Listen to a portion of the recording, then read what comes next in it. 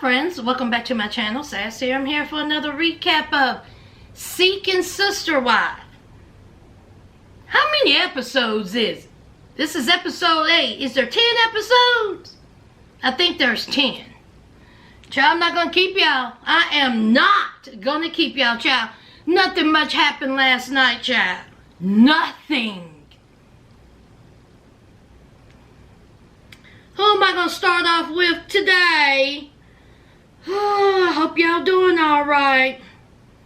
Child, let's talk about Brenda and Steve. It's time for them to leave. That daughter of his, we already know how she feels, honey. She ain't with it. She ain't down with it. She don't want to hear it. She done gave her father an ultimatum. And Brenda's like, listen, I'm not going to argue with no teenager child. Okay, because if I get involved, it's going to become a bigger mess. Good for you, Brenda, because you don't need to get involved. She done said what she said. Okay? So it's time to say goodbye. She gave him a half-ass hug. He was like, bye-bye, honey. Bye-bye, I love you. She was like, honey, she's over it. She is over it. And then that boy, he's just like, listen, I just want the best for my dad, and I ain't trying to argue. So, then Brenda, it's time to meet up with April, because Brenda wants to be included in April and Steve's conversation. See, Brenda feels left out. When they were at the coffee shop, no shade, but maybe just a little bit, didn't it look like April was at coffee with her mom?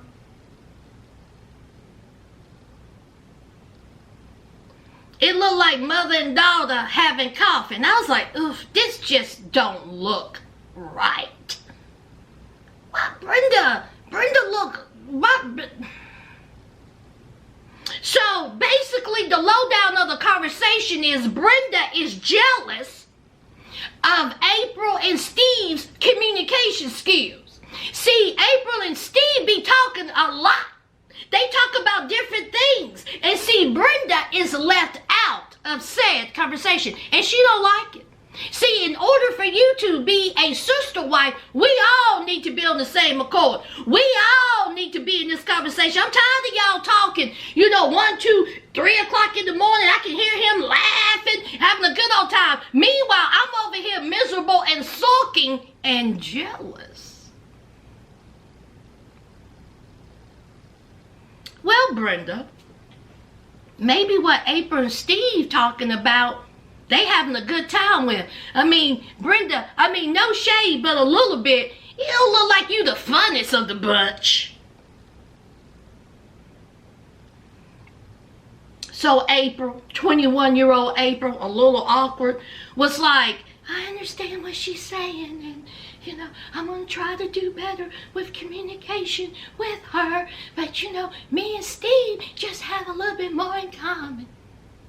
And you know what, April? This is what you should have said. You should have said, listen, okay? I really don't want you. But if it means I have to talk to you every so often to appease you and to coddle you and smooth you over, sure, fine, whatever. But see, I'm about Steve. Because Steve is the one with the peen. I don't understand what these ladies not understanding. They don't want you. She's 21 years old. What is she going to talk to Brenda about? Brenda's sitting over there half of the time she's like this. Just miserable. I don't think I've ever seen her like bust out laughing. Brenda, you're 30-some years old, jealous of a 21-year-old whom you want to be your sister wife. Talking about, I want to do sister wife things with her. She don't want that. She wants to do sister wife things with your man. Care nothing about how you feel? Girl, Brenda. Grow up. Child, let's move on. April, Nick, Jennifer, and Danielle. It's the last day. And we got Nick and Danielle all up in the bed together, breathing their hot, funky, musty breath all up on top of each other. Just breathing all hard. Then we have April and Jennifer in the same bed, child. There's only 2 bedrooms in that big house. Is that what you're telling me? That's it? Danielle said her and Nick had a good old time. You know Danielle did. That's her sole purpose of being there. I don't care how much she says it, that she's willing to adapt, that she's willing to go along with it, that she's willing to be a sister wife. She is about Nick. She don't want to marry another woman. She really don't want to be there. She wants Nick. If Nick was to tell her right now, listen, I don't want to be with April and Jennifer. I just want to be with you. Baby, Danielle is going to be like, hey, let us get that party started. Let's rock and start it. Hey, hey, hey, hey. Honey, she will be doing jumping jacks, high kicks. So Jennifer says, while she's in the bed with April, just, they just slept together, not slept together. And they're talking about how uncomfortable the bed was and how they're not used to this bed, they're used to their bed. And Jennifer said that she got up in the middle of the night to use the bathroom and get something to drink. Now, while she was doing this, Nick was also awake. And she had a little drive-through booty smashing my back out session. I said, not the drive-through booty bump. Now, he was just in bed with Danielle, breaking that back. Then he ran into Jennifer, and he done blew her back out. Meanwhile, April is on the couch. Because, see, she says, now listen, I know we were in the same bed, but don't y'all get it twisted, okay? Not all 3 of us was in the same bed while he was blowing my homegirl's back out. That would be weird. April, that would be weird. She said the noises is okay, but she can't be up in the same bed. She was on the couch. That would be weird.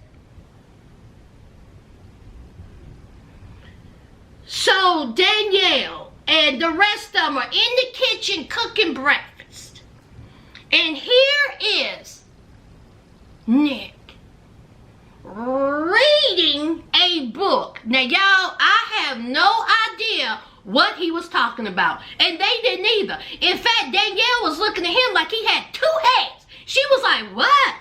She was like, I don't know what that means. I'm just trying to open up these can of biscuits. April's like looking at him like, child, Lord, I done put up with this for so long. He's so smart. Oh my God, listen to him using those big words. You don't work, Nick. Again, why aren't you working? Why aren't you using and putting that big brain to use instead of talking to your girlfriend and wives who don't know what the hell you're talking about, boy, if you don't go somewhere and sit down on some thumbtacks.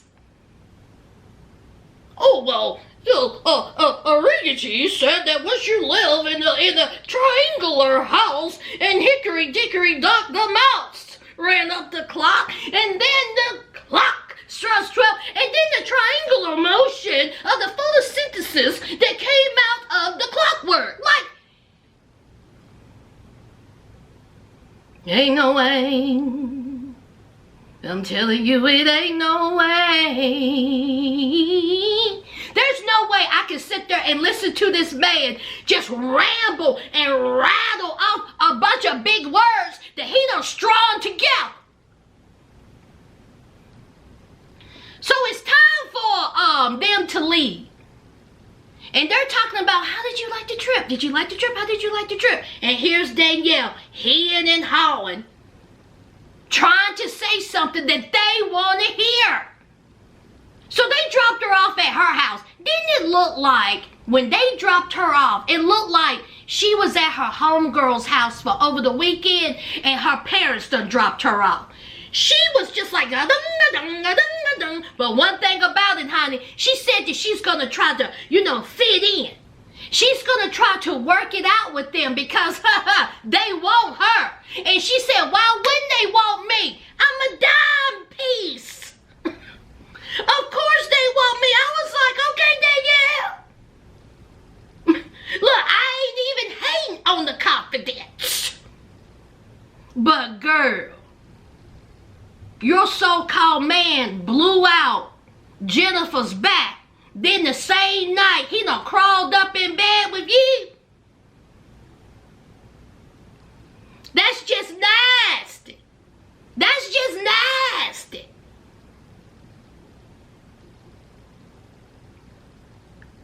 Let's move on. Danielle, Garrick, and Bert. I like their kitchen. I was like, whoo, that kitchen sure is nice. Whoo, I love it.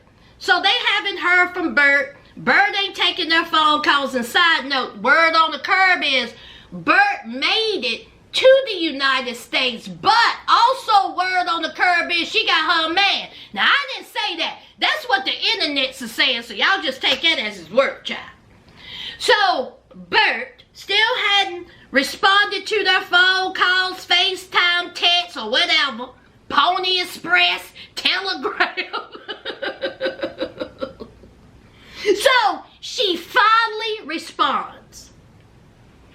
What is the first thing she did when she got on camera? I got a cough.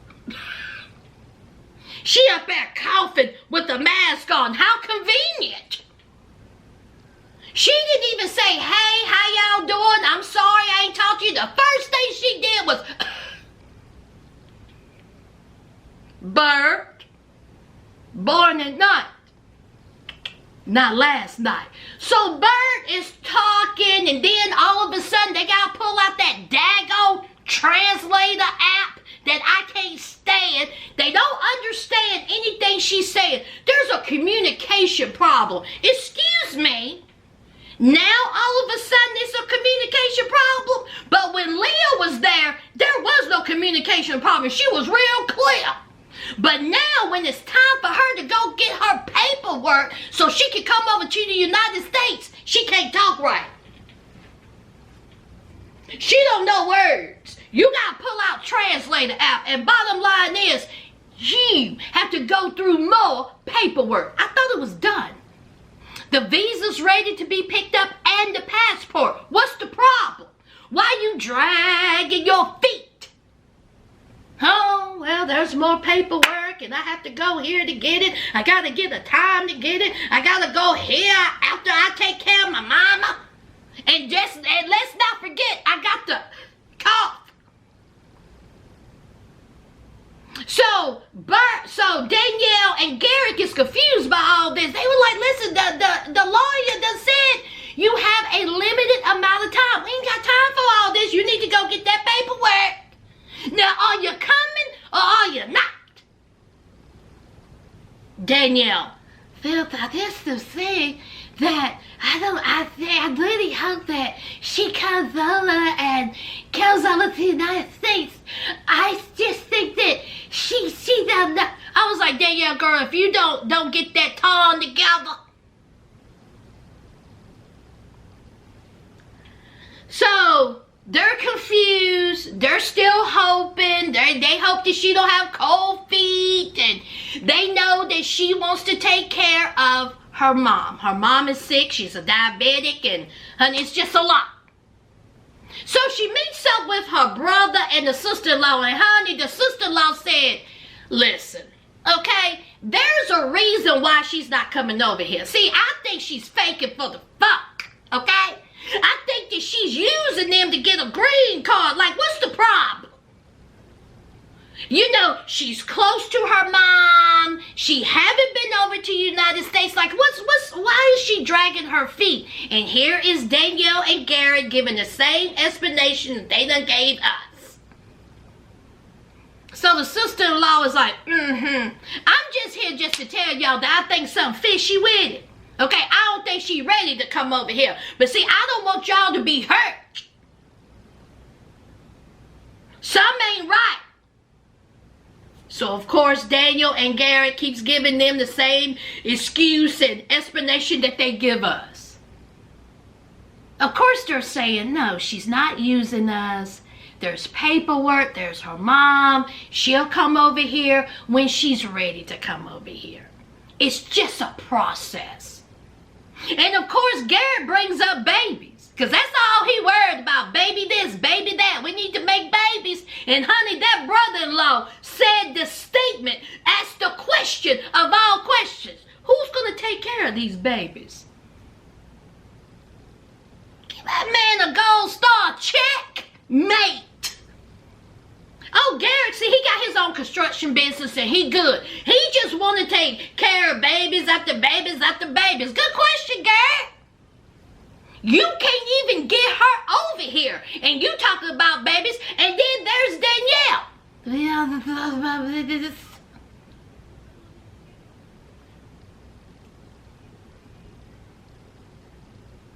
That's it, y'all. That's all I got for Danielle and Garrett, y'all. Y'all think Bert coming over here? I heard she was, but who knows, honey? I definitely don't think that they're together. Y'all let me know down below. Let's move on. Last and certainly least, honey, let's talk about Marcus. Honey, Marcus was ironing that bright orange shirt. Honey,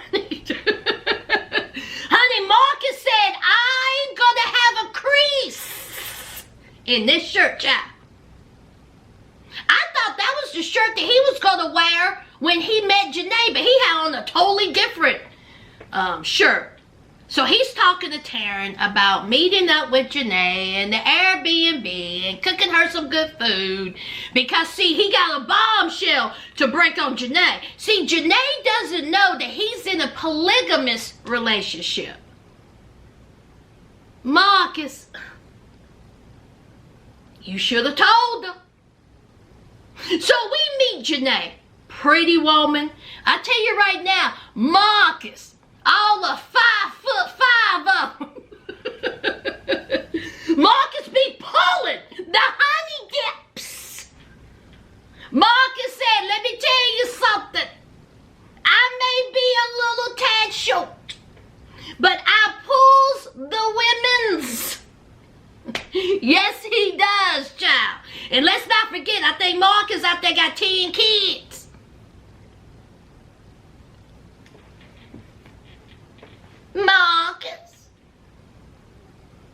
Marcus attractive though. Marcus is an attractive fella, attractive family. Of course he's gonna pull the ladies. And Janae is someone that he met years ago when he was separated from Taryn, and right before he met India, he met Janae.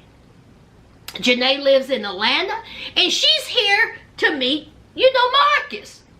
Marcus comes in with that loud shirt on. I was like, Marcus, where do you get that shirt from?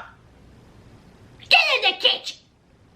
And that's what he did, honey. Marcus got the salmon. He got the broccoli. He got the potatoes. He got the shrimp. I was like, you better cook. So he was in the kitchen doing what he do. And y'all, did y'all see the refrigerator? Was taller than Marcus? I said, not the mini fridge.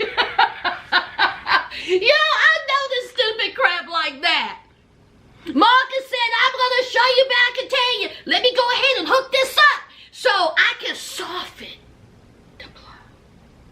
So Janae is sitting there, and he was like, listen, you got a man? And she was like, it's complicated. And I was like, girl, you don't know complicated. You're about to find out complicated in about 30 seconds. And so Marcus was like, let me see if these potatoes are They still need to cook a little bit more. Let me drag this on. So finally, Marcus tells Janae that he is in a polygamous relationship. Now, this part of the conversation seemed a little staged because her reaction, if someone was to tell me that, and let me just say this, people react differently. But if I flew from Atlanta to Florida to meet a guy that I may have been interested in, and you tell me you're in a polygamous relationship, I'm going to have more of a reaction. But Janae was like, no, wait a minute. No, you in a what? Why didn't you tell me? You could have told me this over the phone instead of having these cameras all up in my face. Why didn't you tell me? He was like, well, truth be told, if I would have told you, you wouldn't have came. That's right, I wouldn't have came. I mean, this is taking me back. I gotta go to the bathroom and put on some more lip gloss. So Janae goes into the bathroom. She's putting on her lip gloss. She was like, child, you know what? If he would have told me before I came, I wouldn't have came. Of course you wouldn't have, Janae. You don't hear things like that all the time. You don't hear, hey, I'm in a polygamous relationship. I mean, how do you take that? So Marcus, he's just thrown by this. He was like, oh, well, that didn't go as I thought it would go. Marcus, how you think it was going to go? You knew that it was going to be some type of resistance and pushback, or you would have told her on the phone. You knew she would react this way, like anyone else would have reacted this way. Marcus was like, here, go ahead and eat this broccoli and potatoes and this salmon. I worked hard on it. I put a lot of butter in it. Butter and love. Honey, when I tell you Marcus was tearing that food up. So she's still a little taken back from this.